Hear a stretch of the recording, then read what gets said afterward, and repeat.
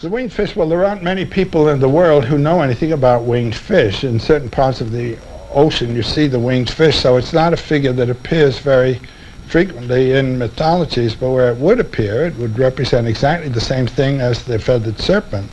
That is to say, something that represents the abyssal or the earth-bound or the water-bound that takes off and is in flight. And so combines the two principles of bondage to the earth and release.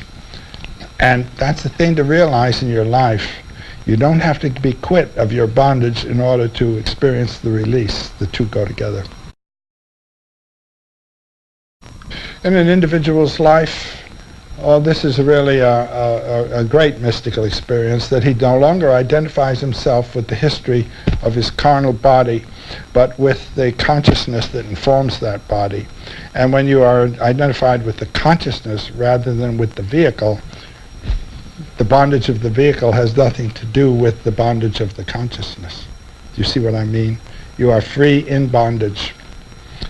Mythologically, the shackles fall without leaving your wrists. This is the condition of what in Buddhist tradition is known as the bodhisattva.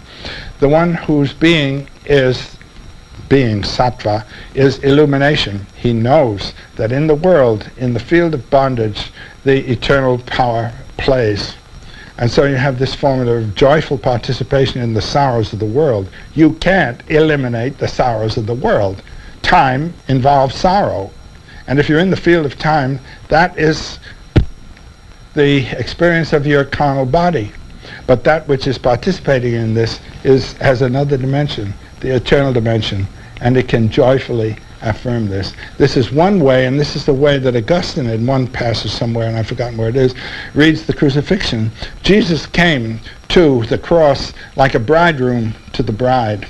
That's to say, you come voluntarily. Eternity participates voluntarily in the processes of time, which are of sorrow and death.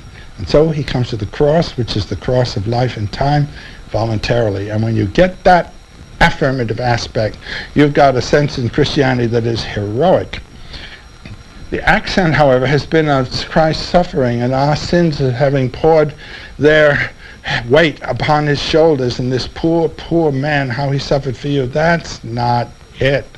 There's the other crucifix of Christ triumphant, with his eyes open voluntarily on the cross, and that's where we all are. And when you can identify yourself with that myth, you're released.